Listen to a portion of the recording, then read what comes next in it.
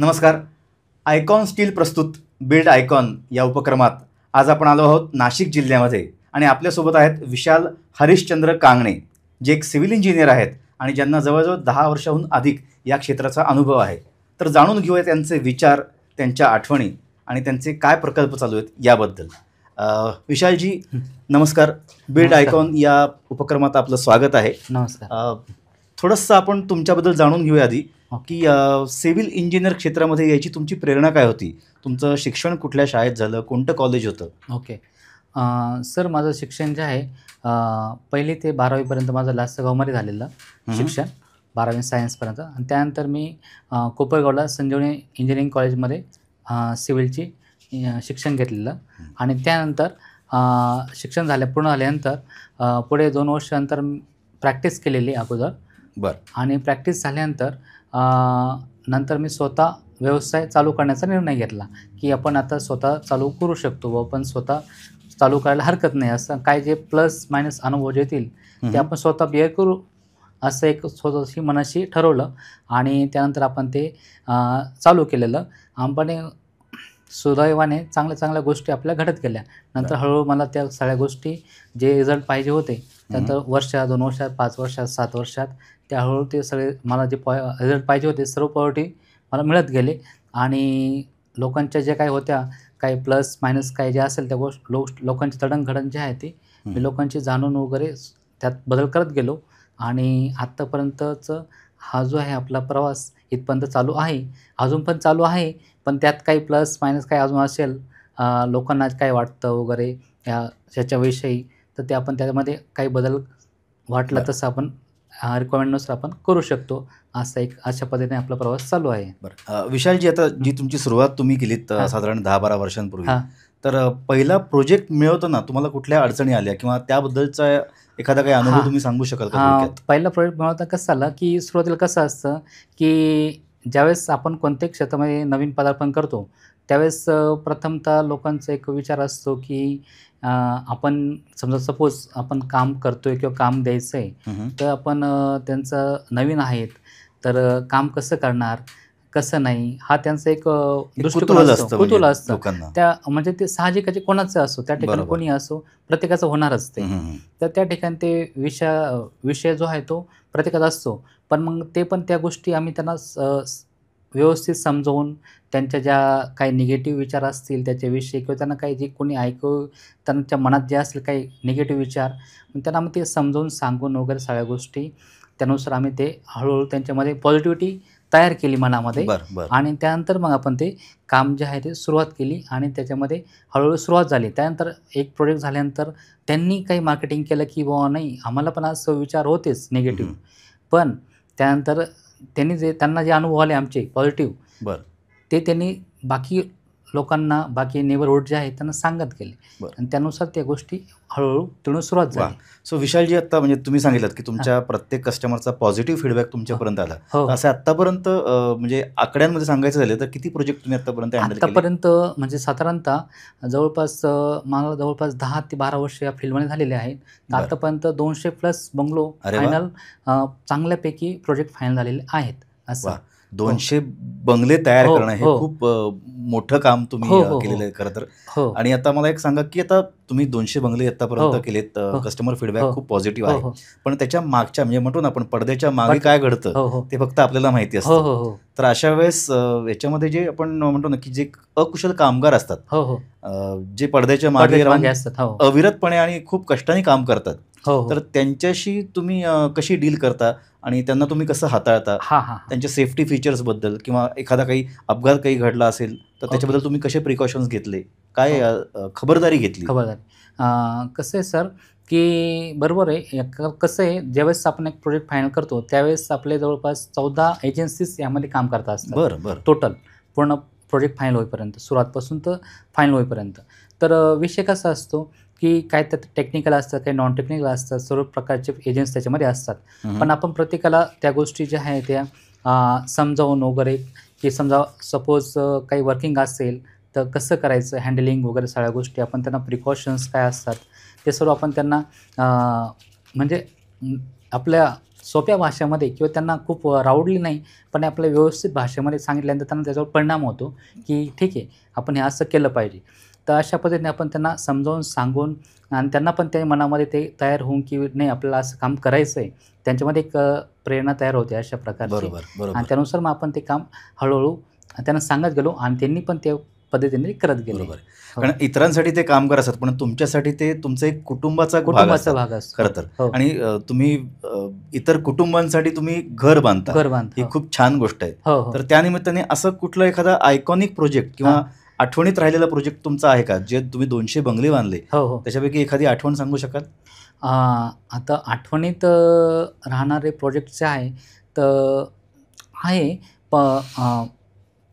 Project झाले, पण ठराविक प्रोजेक्ट जे आहे समजा आता मला लॉकडाऊनमध्ये काही प्रोजेक्ट्सचा अनुभव आला. आपला 2020-21मध्ये काही प्रोजेक्ट्स असे झाले, की त्यावेळेस लोकांची मानसिकता अशी होती, की त्यावेळेस स्वतःचं आपलं जीवन आहे, त्याची त्यावेळेस गॅरंटी नव्हती, की आपण स्वतः असू की नाही. त्यावेळेची कंडिशन अशी होती. खरंय. त्यावेळेस तो बाकीचा जो विषय आपला प्रोजेक्ट असेल, काही असेल, दुसरं काय असेल, हा विषय त्यावेळेस त्यांचा मनात नव्हताच. पण मग काही गोष्टी अशा होत्या, की आपण त्यांना थोड्या त्या पिरियडमध्ये, त्या वेळेनुसार आपण त्यांना काही गोष्टी त्या पॉझिटिव्हिटी त्यांना सांगत गेलो आणि त्यानुसार ज्यावेळेस ते सगळे सक्सेसफुल त्यातून बाहेर आले, लॉकडाऊन पिरियडमध्ये आपण सर्वच आलो त्यातून बाहेर.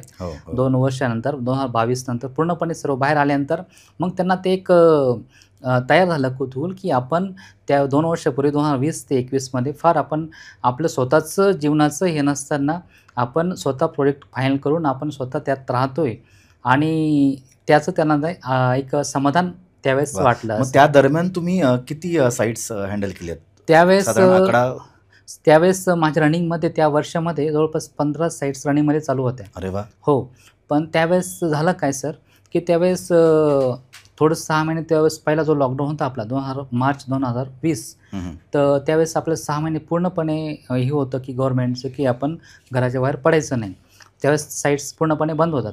त्यानंतर 2020-21 नंतर हळूहळू काम सुरू झालं. त्यावेळेस लेबर लोकांचं खूप शॉर्टेज होतं, की त्यावेळेस काही लोक आपल्या पायी असेल किंवा ज्या मार्गाने असतील त्यांच्या गावी बाहेर गेले.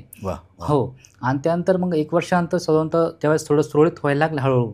मग त्यांना आम्ही थोडं मोटिवेट केलं, की बुवा ठीक आहे, आता काही नाही, सगळं व्यवस्थित होईल. काही नाही, तुम्ही बिनधास्त काम करू शकता. अशा प्रकारानंतर आपण त्यानंतर मग त्यांना मोटिवेट केलं. मग त्यानंतर त्यांना थोडेफार त्यातले काही लोकांना वाटलं आणि त्यानंतर ते हळूहळू त्यांनी आपल्या कामामध्ये पुन्हा रुजू झाले आणि त्यावेळेस त्या गोष्टीचं सर्व सुरळीत होत गेलं असं. सो विशालजी, म्हणजे तुम्ही प्रत्येक प्रसंगामध्ये किंवा प्रत्येक साईटच्या वेळेस बॅलन्स कसा साधायचा सगळ्या गोष्टींचा, याचा विचार तुम्ही कायम करत आलेला आहात, तुमच्या बोलण्यातून जाणवतं. तर त्याच विचारांनी आता बजेट वर्सेस क्वालिटी हा बॅलन्स तुम्ही कसा साधता हे थोडक्यात सांगा. ओके. सर कसं आहे, आज मार्केटमध्ये कोणताही प्रोडक्ट असो, प्रत्येकाच्या अँगलने विचार करतात प्रत्येकजण. समजा एखादा प्रोडक्ट असेल, समजा फॉर एक्झाम्पल, तर समजा आज मार्केटमध्ये रेट भरपूर प्रकारचे एजन्सी असतं काम करणारे. प्रत्येकाची कामाची पॉलिसी वेगवेगळी असते. काहींची ॲग्रीमेंटनुसार पॉलिसी प्रत्येकाची वेगळी असते. काहींचे पॉईंट्स वेगळे असतात, काय असतं. पण आपण प्रत्येकाची पण माझं वैयक्तिक मत असं आहे, की आपण जे प्रॅक्टिकल एजन्सी जे आपण हँडल केलेले आहेत, तर त्यामध्ये आपण पारदर्शकपणाने, की प्रत्येक एजन्सीमध्ये समोरच्या पार्टीला विश्वासात घेऊन सर्व गोष्टी आपण त्यांना समजावून सांगून आणि त्या पद्धतीने आपण त्यांना बॅलन्स करण्याचा प्रयत्न केला, की ठीक आहे, तुम्ही आता अशापर्यंत तुम्हाला बजेट असेल तर तुम्हाला मटेरियल अशापर्यंत क्वालिटी मिळणार आहेत. तुम्ही थोडंसं बजेट अजून वाढवलं तर तुम्हाला अशा प्रकारची तुम्हाला क्वालिटी मिळू शकेल. आणि भविष्यामध्ये कसं हे प्रोजेक्ट जे आहे, किंवा कोणी पण आपला समजा घर असेल, तर कोणी आयुष्यात जे आहे ते एकदाच बांधत असतं. ते काय आपलं सारखं म्हणजे 10 वर्षांनी की परत होत नसतं. या गोष्टी ज्या आहे काही फक्त एक जनरेशनसाठी एकच असते. त्यामुळे आपण त्या गोष्टी ज्या आहेत ते आपण सगळ्याचा विचार करून, दूरदृष्टी विचार करून आपण त्यांना ह्या गोष्टी सगळ्या त्यांच्यासमोर सगळं मांडलं आणि त्यातून त्यांना जे वाटलं ते आपण त्या गोष्टी त्यांना सजेस्ट करा. त्यांना तुम्हाला अशी क्वालिटी पाहिजे असेल तर आपण अशापर्यंत आपल्याला हे करावं लागणार आहेत आणि अशापर्यंत तुम्हाला ठेवावं लागणार आहे बजेट, तर तुम्ही त्या बजेटची तयारी करा, आपण त्या पद्धतीने आपण काम करूया. अशा प्रकारे त्यांना विश्वासात घेऊन सगळ्या गोष्टी पारदर्शक त्यांना सांगून आणि त्यांच्या मनामध्ये एक पॉझिटिव्ह तयार होते, की ठीक आहे, आपलं काम असं होत असेल, चांगलं होत असेल तर मग ठीक आहे, आपण थोडं बजेट वाढत असेल तर आपण करूया. काही अडचण नाही, असे त्यांच्या मनामध्ये एक तयार आली ऊर्जा पॉझिटिव्ह. सो विशालजी, म्हणजे तुमचा विचार थोडक्यात हा आहे की कस्टमर सेंट्रिक असावं आणि जे त्यांच्या अपेक्षा आहेत त्यानुसार तुम्ही त्यांना काम करून द्यावं. तर मला एक सांगा, तुम्ही आतापर्यंत एवढे 200+ प्रोजेक्ट हँडल केले, त्याच्यामध्ये आयकॉन स्टीलचा वापर तुम्ही कुठल्या प्रोजेक्टमध्ये केला आहे आतापर्यंत? आता सर आयकॉन स्टील जे आहे, आता जवळपास आपले प्रोजेक्ट जवळपास 80% प्रोजेक्ट्समध्ये आयकॉन स्टीलचा आपण वापर केलेला आहे. बरं. ओके.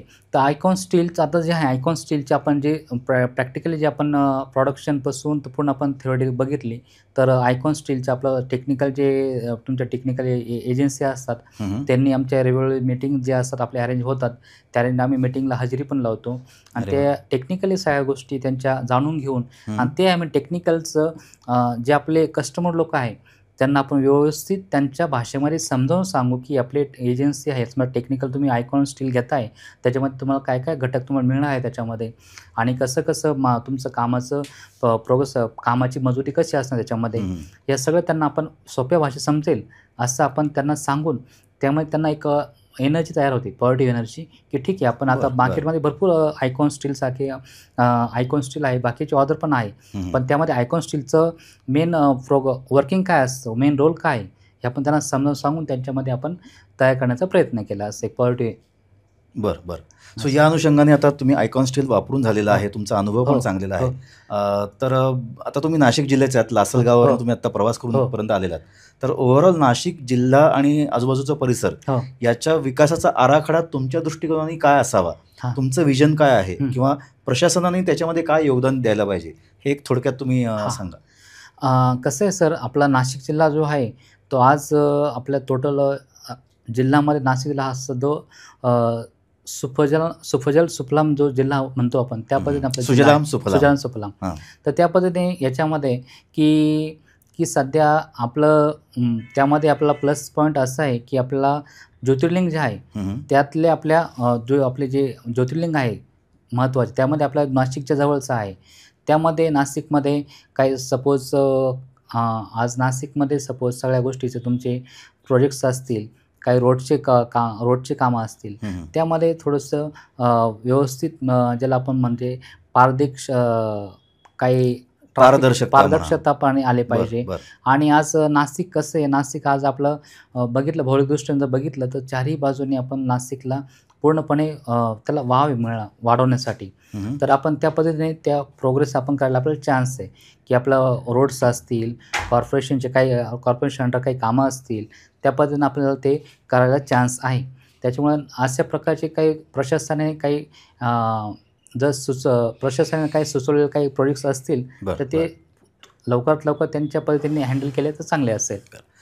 विशालजी, आता जाता एक छोटासा प्रश्न पण महत्त्वाचा प्रश्न, की आता तुम्ही गेले 10-12 वर्ष या क्षेत्रामध्ये कार्यरत आहात, खूप अडचणींना आव्हान तुम्ही स्वीकारून ते पेलून तुम्ही आत्तापर्यंत पुढे गेलेला आहात, तर एका वाक्यात तुम्ही या क्षेत्रात येणाऱ्या नवोदितांना काय संदेश द्याल?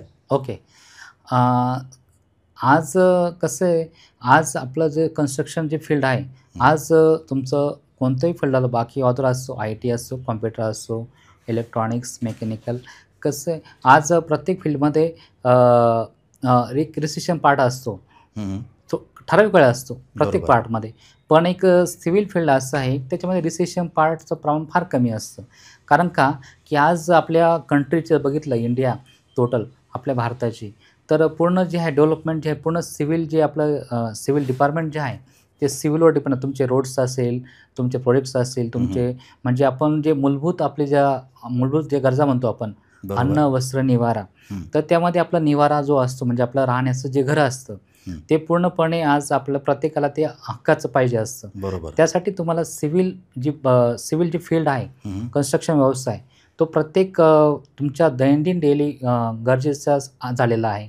तुमच्या राहण्याच्या घरापासून, तुमच्या जाण्याच्या रोडपासून, तुमच्या प्रत्येक जर्नीपर्यंत तुम्हाला प्रत्येकाचं सिव्हिलचं जे आहे तुम्हाला प्रत्येक डेली म्हणजे दैनंदिन जीवनासाठी तर सिव्हिलमध्ये तुम्हाला प्रत्येकाला त्याच्यामध्ये प्रोग्रेस करणं गरजेचं आहे. बरं.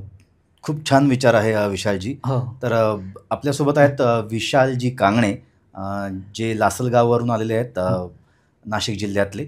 तर त्यांनी खूप छान विचार सांगितला आपल्याला, की ज्या मूलभूत गरजा आहेत म्हणजे अन्न, वस्त्र, निवारा, त्यातील निवारा हे खूप महत्त्वाची गोष्ट आहे.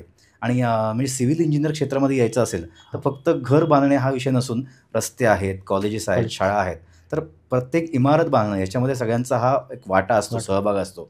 तर खूप छान तुम्ही विचार तुमचे शेअर केलेत विशालजी. एक नवीन दिशा सगळ्यांना तुम्ही दिलीत खूप पॉझिटिव्हली. या बिल्ड आयकॉन या उपक्रमात आज आपण उपस्थित राहिलात त्याबद्दल अनेक धन्यवाद आणि तुमच्या भविष्यातील आयकॉनिक प्रोजेक्टसाठी आयकॉन स्टीलकडून अनेक शुभेच्छा. ओके, धन्यवाद.